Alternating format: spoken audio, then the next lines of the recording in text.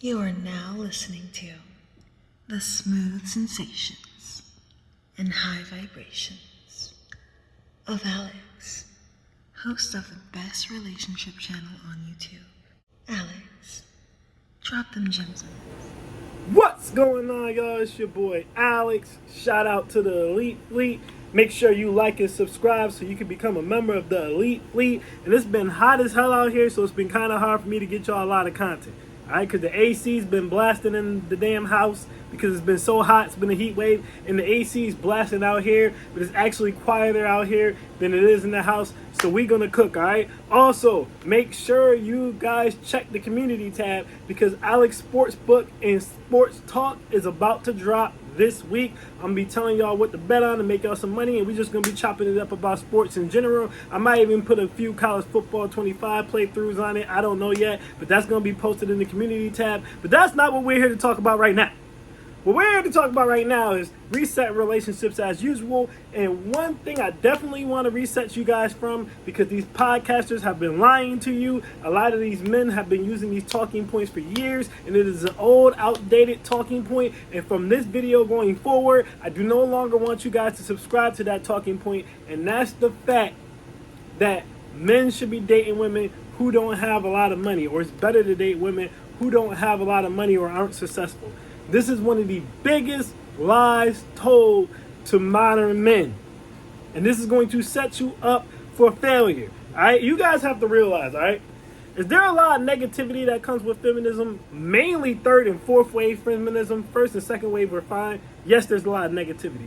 But you guys never look on the bright side of stuff. Let me explain to you guys the bright side of feminism. It freed men. Let it breathe, run it back. Feminism freed men. How did it free men? Simple.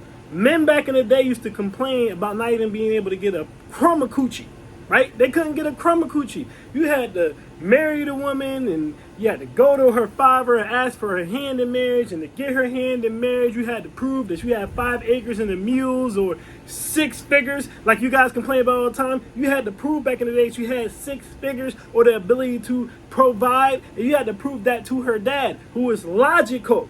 Right? So you weren't going to be able to lie or manipulate him 9 out of 10 times. And then after you did all that, you had to go through, you had to get married to the girl, you could finally get you a crumb of coochie. You ain't got to do that no more. We are in the sexual revolution. Women are sleeping with who they want, when they want, however many times that they want to. Now, you know what I find funny about a lot of nerds? I notice a lot of dudes today that say, well, I wish men would start valuing themselves and not just sleeping with any woman that moves, and you're starting to be selective because what about STDs? Y'all spent the better part of literally a century trying to be players, trying to knock down multiple women, and as soon as women say, okay, so that's what y'all want, that's what we're going to do, right? We're just going to sleep with who we want to sleep with, we're going to take the restrictions off. Now y'all want to complain about it? Nah, I'm not buying that. In my opinion, most of the dudes who are complaining about that are complaining because they ain't getting none. It's a coping mechanism, all right? And now, by no means will I tell you to just go out here and sleep with everything moving, all right? You got to have some quality. Quality is more important than quantity. I preach that on this channel all the time. But for dudes to be complaining about the fact that women are freely having sex now when dudes were complaining when they weren't, it's just crazy. You know me, I speak logic and truth. Women are right about the hypocrisy in that. It makes it seem like it was just a power thing for a lot of you guys. Because if you wanted it before and it's available now, there's no reason not to want it now unless you only wanted it before because you got power out of feeling like you got something you weren't supposed to get before you were supposed to get it. So if you're like most normal sane men and not internet nerds, right? And you like being able to sleep with a beautiful woman casually because you might not want to marry her, feminism allows you the ability to do that. First of all, the main reason dudes tell other dudes to date women who don't have money is literally just ego, power, and control. But they're telling you that under the premise of most women who need you, quote unquote, right, to be their provider, are going to naturally be submissive to you and listen to you and fall in your frame. But this is a lie if you've ever gone outside, right? First of all, the most obnoxious, loud, hard-headed, I'm not going to listen to a damn word you have to say women are usually broke women. Hood rats are 10 times as likely, right, to talk back to you, curse you out, and fight you than a six-figure earning black chick is. All right?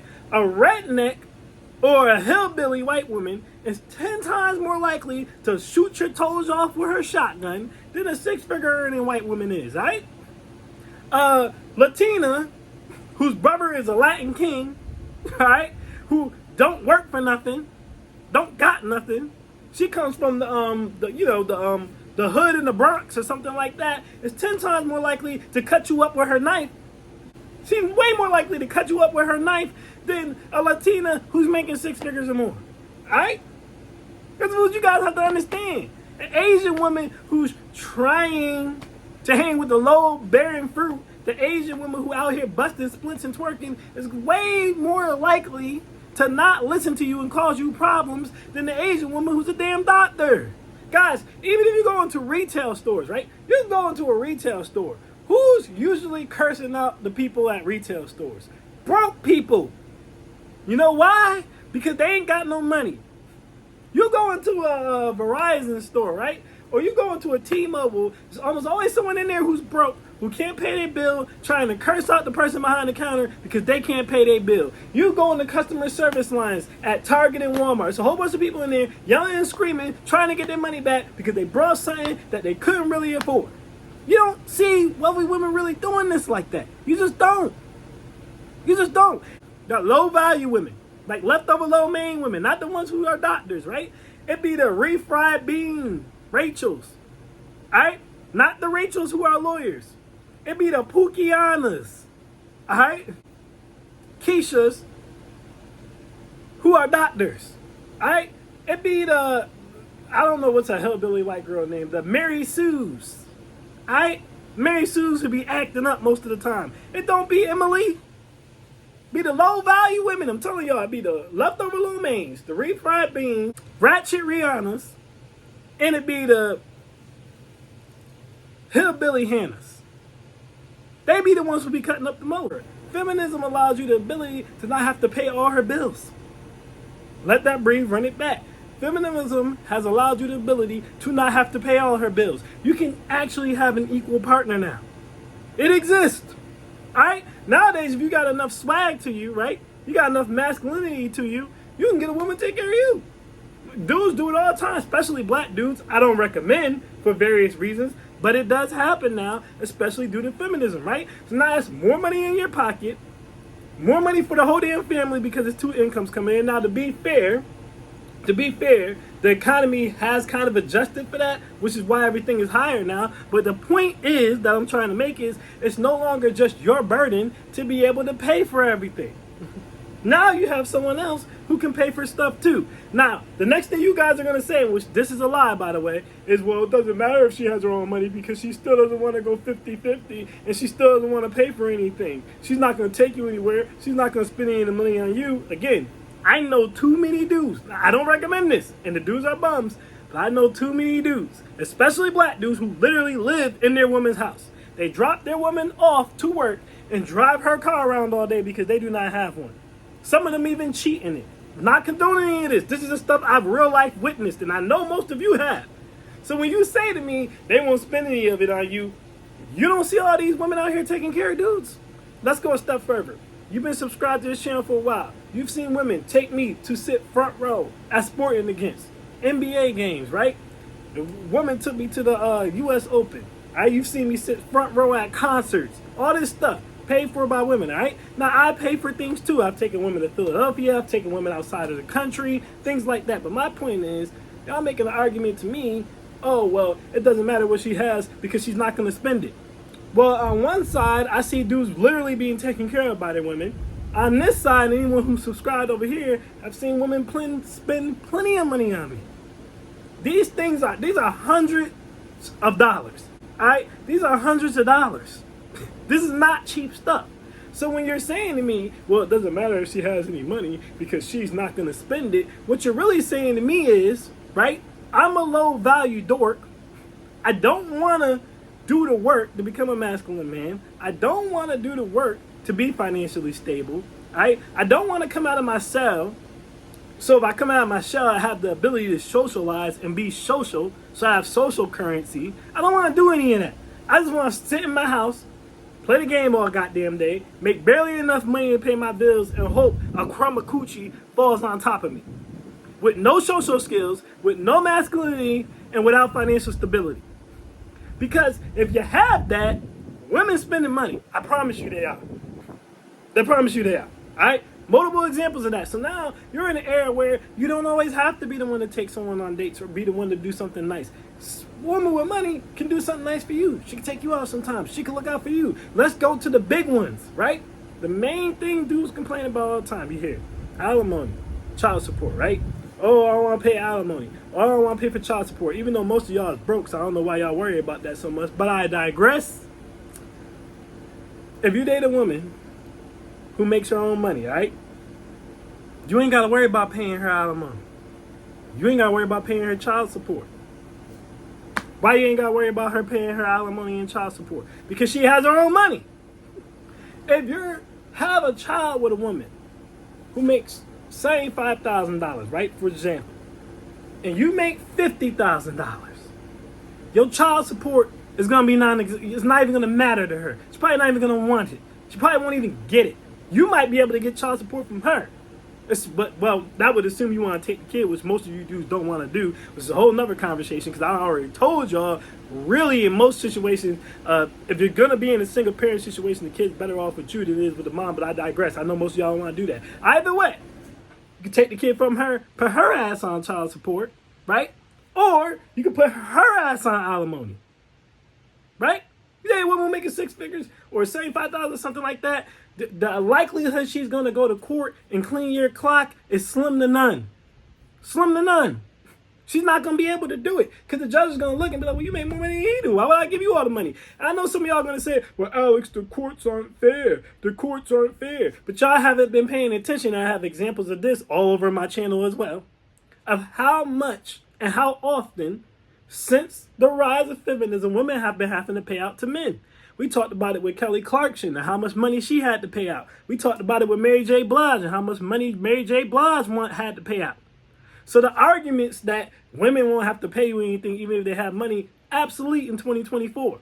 Obsolete. Then some dudes say, oh, well, those are celebrity examples. It doesn't have anything to do with the regular man. Yeah, because the regular man won't talk to elite women. Now, don't get me wrong. Elite women requires way more than just making money. Go check that video out so you can see everything else that is required for a woman to be considered an elite woman. We'll do a remix on it again on the whiteboard soon. But one of the elements is either having her own money or coming from money. Why? So that you don't have to deal with things like child support. So that you don't have to deal with things like alimony. Because she has her own money. Alright? It's giving you the freedom to deal with chicks who actually like you for you because she does not need you. You could compliment her, right? You could elevate her because she's making $100,000 and you're making hundreds of thousands of dollars. Together, you guys could build $1 million empire. But she doesn't need you. So if she's talking to you, it's because she likes you. A lot of you guys talk about how women just use you for this. They use you for food. You know, they use you for cash apps. Whatever the case may be. Whatever you want to call it. It's what? Call it. She don't gotta use you for food. She don't gotta use you for cash apps. She don't gotta use you for a ride. And she has her own bread. Hold up. The best gems come for those who stay to the end. I repeat. The best gems come for those who stay to the end. Alright? One of the biggest reasons why it's better to date women who have their own money than to date broke ass women like everyone tells you all the time. Okay? It's because women who have their own money have something to lose. Women who come from money, even if they don't have it, let's say their family has it, still they have something to lose. They have a name that matters. When your family has money, right? Say your granddad had a lot of money. Your dad had a lot of money, right? Your great-granddad had a lot of money. Y'all got a family business, whatever it is. Your name starts to get power in your community. Maybe locally if it's a small business, maybe nationally if it's a large business, right? Maybe locally if you're just a family of six-figure earners, maybe nationally if you're a family of millionaires. But either way, people know you, okay? And they expect you to act a certain way. When you have a high-paying executive level job, or when you're a business owner yourself, your clients, your customers, your job expects you to act a certain way. So going out and twerking on cars down the highway is not something six-figure earning women do. I got a friend who's a lawyer, for example. She doesn't even go out and drink without putting it in her close friends, so only certain people can see that she's out drinking. Alright? You guys understand what I'm saying to you? So when it comes to busting the windows out your car, when it comes to popping tires, keying your vehicle, fighting you, pulling up at a chick she thinks you're talking to's house, pulling up at your job, any of that nut shit that we know a lot of women do, women with money don't do that. They can't do that. They have a name to uphold. They don't want to embarrass their family. They don't want to embarrass themselves. They don't want to lose their six-figure job. They're not going to do these things. You know what happens when you piss off a woman who has something to lose? You know what happens when you piss off a woman who has a name to think about? She leaves. That's it. That's what happens. She goes away. She doesn't beg you for alimony. She doesn't beg you for child support. She doesn't bust the windows out your car. She doesn't pop your tires. She don't key your damn vehicle. None of that nut shit. She just goes. And it all goes back at the end of the day, guys, to what I said at the beginning of the video. I could keep cooking about this, right? But I feel like I've cooked enough on it. The main reason men tell you not to date women who have money is a control thing. They make the assumption that if a woman needs you to survive, she will be easier to control. This is a false assumption. It is not true. No part of it is true. It is a lie. I'm telling you guys what I know. All right? Oh, she's going to be submissive. She's going to cook and clean because you pay all the bills. Broke women don't know how to cook. They can't buy no ingredients. Do y'all realize if your woman's a hillbilly, she's leftover lo mein, she's refried beans, she's ratchet, she don't eat real food. They eat fast food every day. They order takeout. They can't cook. They can't afford groceries. Women with money buy groceries. Real groceries. Like, they bit the stuff you gotta make yourself. You got to mix the cake batter together, right? You got to chop up your own carrots. They're not in the can. They're growing vegetables. Things of that nature. These women have most women with money usually come from a family of money, right? Or if they didn't, they're hanging around other people who probably have money, right? If they're executive, they're probably hanging around with other executives. You get my point. But the point is, these people have either come from structure or they've seen structure. So in their families, right, they're probably used to serving, to hosting, to cooking. That's what their married mother did, right? If she's an elite woman, I tell you guys all the time, elite women have two married parents. Now, even if her parents are divorced, most of the time she still witnessed that before the divorce. Even if she didn't come from money. Let's just say she came from a single mother or something, or she came from the hillbillies. When she got that executive position and she goes and she hangs out with them, she sees the core. She sees hosting. She sees serving. She sees men in their role and women in their role. A woman with money is way more likely to know her role than a broke woman is. Broke women are almost always out of pocket. They have not been taught customary things like hosting, when to be quiet, when to speak, what battles are worth fighting. None of that, because they don't have nothing to lose. All they have been taught is survival. You do not want to date a woman who is operating in survival. And any woman who is broke is operating in survival. You will never know if this woman really likes you. You will never know if she really respects you until you tell her ass no. Then you will see. But y'all run out here, complain about women cleaning y'all clocks, taking all y'all bread, but you date women who have nothing. What do you expect them to do? You know what I mean? In the words of Meat Mill, scared money don't make no money before I ever go broke. I'm going to take your money. What do you expect them to do? But anyways, guys, that's my thoughts on that. I am Alex Shaw, and I am out. Peace.